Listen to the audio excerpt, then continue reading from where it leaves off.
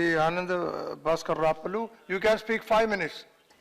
10. I can give you only 5 minutes. Eh? Speak in 5 minutes. Okay. Respected Deputy Chairman, since I will not be available next week, as I am to travel to Germany to take part in the G20 summit on the tuberculosis, to which you are the patron, you have brought forward my name and enabled me to submit my understanding over the union budget. For that, double gratitude to you, sir. Now, let me take up very serious submissions, since the political flavor and need over the union budget has already lapsed within this month.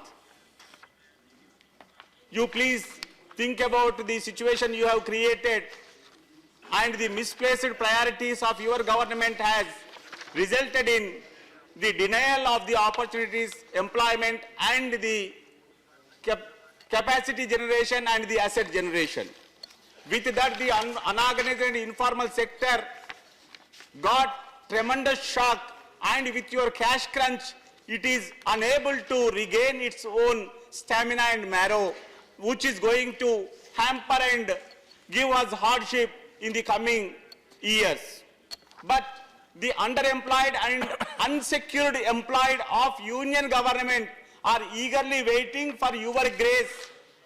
At this juncture, I plead about the Gramin Dak Sevaks, who are in 2 lakh number, who are the bedrock of the postal banks, which have become the important focal point to your government, from which we earlier encouraged to have the saving programs and other financial instruments within the post offices. Now you have turned and focused and formulated into the postal banks. But in that, the Gramin Dak Sevaks are not at all employment-wise secured. I plead for them and to ensure that they are not unsecured so far as their employment security is concerned. Likewise, I am also taking the case of the LIC casual temporary employees. They are not in bulk numbers, but still you are not having the generosity to look towards their plight in LIC and other insurance companies and in several nationalized banks. There are several casual and temporary employees who are working without any security. About them, you need to look at with a humanitarian ground so that their future and their family's future will be secured. And likewise, the railway engineers are continuously agitating. They are the basic supporters to protect the railway system. The accidents due to the track maintenance has given us a very shocking situation throughout the country. But railway engineers are pleading to upgrade their category of the employment to the B status on par with the central engineering services, but still these railway engineers were kept at category C only, and this agony is discouraging them to focus on their job and on their achievements, which are supposed to be a bedrock for the safety of the travelers through the railway system. And the Union Finance Minister, I would like to make a plea about my Telangana as well. You are looking towards the Andhra Pradesh, since the emotional edge is there to attain some sort of special category status or special funding for their irrigation and the capital building programs, wherein Telangana is also a new state. It is also having the very good catchment area across the Pranahita and Indravati.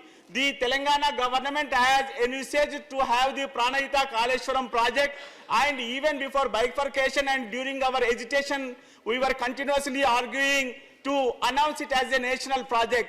I plead the union government to take up and to announce the Pranahita Kaleshwaram project as the national project, which will not only protect the catchment area of the Pranahita, Indravati of the main Godavari river, but it also enhances the flora and fauna of not only Telangana, but also of Chhattisgarh, Madhya Pradesh, Maharashtra as well.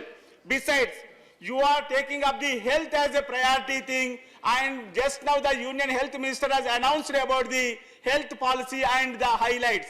But where we exactly stand about, if we could look and compare with other nations, if we compare with Ethiopia, if we compare with Sri Lanka, if we compare with Bhutan, and even if we compare with Nepal, even after you were envisaged to put at 2.5% of the GDP for the health care, it is not going to be sufficient. In Ethiopia, it is about 3.9, and in Brazil, it is 3.8, and in Bhutan, it is 2.6, and in Sri Lanka, it is 2 point plus, and in Nepal, it is 2.3% of the GDP that is being spent for the health care. Even in education, it is well known. These factors are giving the complications which are growing, but wherein now you have taken up a measured step, but half-heartedly. The plan, non-plan doing away. Now we OBCs and backward classes are demanding for a separate sub-plan to protect our priorities. But with your plan and non-planning removal, you are also doing injustice to the scheduled caste and the scheduled tribes sub-plans. But even without that, earlier also during your 3-year period, you have reduced the budgetary proposals. Now If conclude. we look at the scheduled caste allocation, out of 1 lakh crore it is supposed to be, you have given just 50,000 plus only. If for the tribes also, out of 51,000 crore, you have given 31,000 crore allotment only. This type of parity is not Okay. going to help, and the social All sector right. will not be protected, and OBCs are eagerly waiting to All get right, all right. protected, and backward classes sub-plan for the protection and asset creation of the backward classes strengthening Keep is something highly for the required. future. With this plea, I conclude. Don't exhaust everything. Thank you very much. Yes, thank you very much. Something should be kept for the future also. Now,